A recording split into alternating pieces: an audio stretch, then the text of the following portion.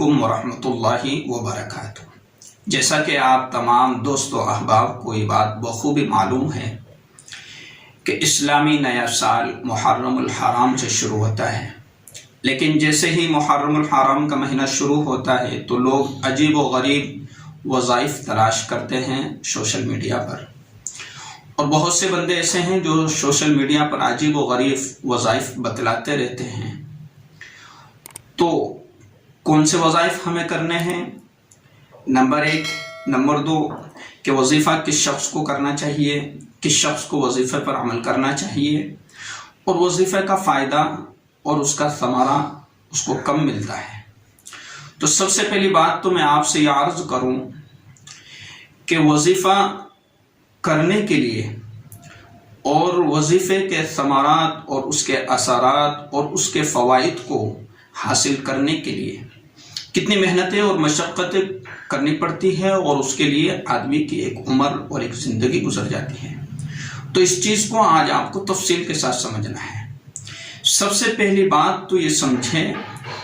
کہ صرف وظیفہ پڑھ لینے سے اور وظیفہ کر لینے سے کوئی کام نہیں بنتا ہے۔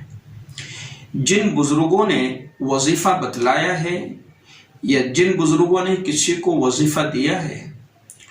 تو ان کا جو اعتقاد اور ایمان تھا اور یقین تھا وہ وظیفے کی بنیاد پر نہیں بلکہ اللہ کی ذات پر یقین ہونا شرط ہے کہ وظیفہ ایک ذریعہ ہے، سہارا ہے، سبب ہے، لیکن کام کرنے والا، کام بنانے والا وہ اللہ ہے۔ تو وظیفہ ایک ذریعہ اور سبب بنتا ہے، نہ یہ کہ اس وظیفے کے ذریعے سے آپ اسی پر اعتماد کر کے، اسی پر بھروسہ کر کے اور آپ عمل کرتے رہے اور اللہ کی ذات پر یقین نہیں، نمازوں کی پابندی نہیں، قرآن کی تلاوت کی پابندی نہیں اور تسبیحات کی پابندی نہیں، اللہ سے تعلق نہیں، تو پھر وظیفہ کوئی کام کا نہیں رہے گا۔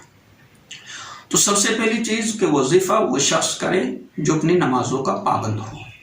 یعنی 5 وقتہ نمازوں کا وہ پابند ہو، قرآن کی تلاوت کا پابند ہو، تسبیحات کی پابندی کرتا ہو، درود شریف کی پابندی کرتا ہو، جھوٹ نہ بولتا ہو، فساد نہ پھیلاتا ہو، اسی طریقے سے واہیات میں، بکواسات میں، اسی طریقے سے ایسی واہیات والی مجلسوں میں اپنے اٹھک بیٹھک نہ بناتا ہو، یعنی کہ مکمل شریعت کے احکامات کو فالو کرنے والا ہو، شریعت کے احکامات پر عمل کرنے والا ہو، اپنی تجارت سے مطلب رکھتا ہو اور اپنے دین سے تعلق رکھتا ہو، اپنے دین سے مطلب رکھتا ہو، باقی فضولیات سے اپنے آپ کو بچانے والا ہو۔ تو وہ اگر شخص اور اس شخص کو اگر کوئی وظیفہ بتلایا جائے اور وہ شخص اگر کسی وظیفے پر عمل کر رہا ہے تو یقین ہے کہ اس وظیفے سے اس کو فائدہ حاصل ہوگا، اس وظیفے سے اس کو ثمرات اس کو نظر آئیں گے، ثمرات اس کو ملیں گے، اس کو فائدہ حاصل ہوگا، کیونکہ اس کا جو ایمان ہے اور یقین ہے وہ اللہ کی ذات سے ہے، نہ یہ کہ وظیفے پر ہے۔ آج کل ہم جب سوشل میڈیا پر دیکھتے ہیں تو بڑے عجیب و غریب ٹائٹل اور بڑے عجیب و غریب وظیفہ بتلاتے ہیں کہ ایک رات میں مالدار بننے کا وظیفہ، دشمن کو ہلاک کرنے کا وظیفہ، اس طرح کا وظیفہ، اس طرح کا وظیفہ، تمام پریشانیوں کو ختم کرنے والا وظیفہ۔ تو یہ تمام وظیفے ادھر ادھر کر کے لوگ ڈال دیتے ہیں، اور آدمی کو سمجھنا چاہیے کہ مجھے اس وظیفے پر عمل کرنے کے لیے سب سے پہلی بنیادی چیزیں کیا ہیں، ان پر عمل کرنا چاہیے۔ تو بنیادی چیزیں میں نے آپ کو بتلا دی کہ نمازوں کی پابندی شرط ہے، خلوص اور اخلاص کے ساتھ اپنی مکمل دل کے تزکیے، دل کی پاکی کا خیال کرنے والا ہو، اپنے آپ کو متقی بنا کر زندگی گزارنے والا ہو، اپنے آپ کو پرہیزگار بنا کر زندگی گزارنے والا ہو، اور پھر اس پر اللہ کی طرف سے اگر کوئی آزمائش آ جائے، امتحان آ جائے تو اس کو صبر اور استقامت کے ساتھ برداشت کرے۔ یہ چیز ہے۔ اب اس کا فائدہ کب ہوتا ہے؟ جب کوئی شخص وظیفہ کرتا ہے، کوئی عمل کرتا ہے، تو اس کا فائدہ اس کو ایک زندگی گزر جانے کے بعد۔ اب لوگ کیا سمجھتے ہیں، لوگ یہ خیال کرتے ہیں کہ آج سے میں وظیفہ شروع کروں اور 40 دن تک وظیفہ کرتا رہوں، نماز پڑھوں نہ پڑھوں، قرآن کی تلاوت کروں نہ کروں، جھوٹ بولوں، غیبت کروں، یہ کروں وہ کروں، اور پھر وظیفہ لے کر کے بیٹھا رہے، تو اس وظیفے سے اس کو فائدہ نہیں ہوگا بلکہ نقصان ہوگا، کیونکہ اس کا ایک وقت خراب ہو رہا ہے، وقت اس کا گزر رہا ہے، اور نہ اس وظیفے سے اللہ سے اس کا تعلق مضبوط ہوگا۔ کیونکہ وظیفہ کا مطلب ہی ہوتا ہے کہ جب آدمی کا تعلق اللہ سے ہے، وظیفہ کرے گا، وظیفہ پڑھے گا اور جو قرآن اور حدیث سے ثابت ہے ان وظائف پر عمل کرے گا تو اللہ سے اس کی محبت بڑھے گی، اللہ سے اس کا تعلق مضبوط ہوگا۔ جیسے قل هو اللہ احد، اگر کوئی صبح اور شام اس کی پابندی کرتا ہے تو اس کے دل میں توحید بیٹھے گی، اس کے دل میں توحید مضبوط ہوگی، اللہ کا یقین ہوگا۔ اسی طریقے سے کوئی قل یا ایھا الکافرون کا معمول بناتا ہے صبح اور شام پڑھنے کا تو اس کا ایمان مضبوط ہوتا ہے، ایمان طاقتور ہوتا ہے۔ کوئی قل اعوذ برب الفلق، قل اعوذ برب الناس ان کا معمول بناتا ہے تو اللہ سے اس کا تعلق مضبوط ہوتا ہے اور لوگوں کا ڈر اور لوگوں کے شرور اور فتن سے بھی بچتا ہے، اور لوگوں کا جو ڈر ہوتا ہے، خوف ہوتا ہے، وہ اس کے دل سے نکل جاتا ہے اور اللہ کا خوف دل میں بیٹھا رہتا ہے۔ تو وظیفہ جب بندہ کرتا ہے تو ان وظائف کو کرتا ہے کہ جو قرآن اور حدیث سے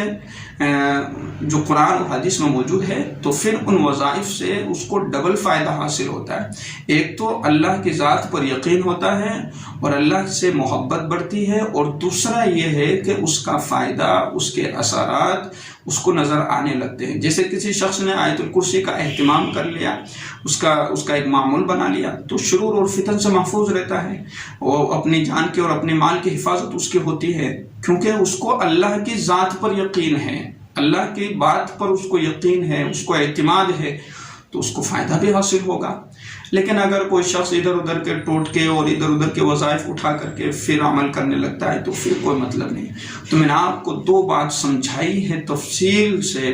اور دونوں بات یہی ہے کہ وظیفہ کس شخص کو کرنا چاہیے، تو وظیفہ وہ شخص کرے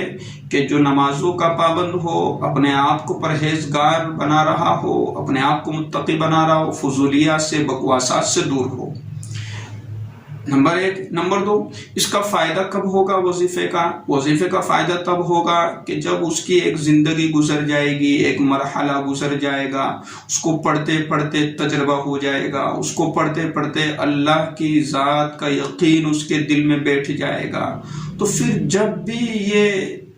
یہ وظیفہ کرے گا یا اپنا معمول کسی جگہ پر پڑھے گا تو اس کا فائدہ اس کو ظاہر سی بات ہے ہوگا۔ لیکن آدمی یہ سمجھے کہ بس میں 40 دن تک پڑھوں اور 40 دن کے بعد میرا گھر میں جو ہے پیسوں کی ڈھیر لگ جائے، میں مالدار بن جاؤں، سارے میرے دشمن میرے دوست بن جائے، یہ مشکل ہے۔ آپ دیکھیں کہ کتنے لوگوں کا بھلا ہوا وظیفہ ہوگا، اور کتنے لوگوں کے گھر پیسوں سے بھرے ہیں،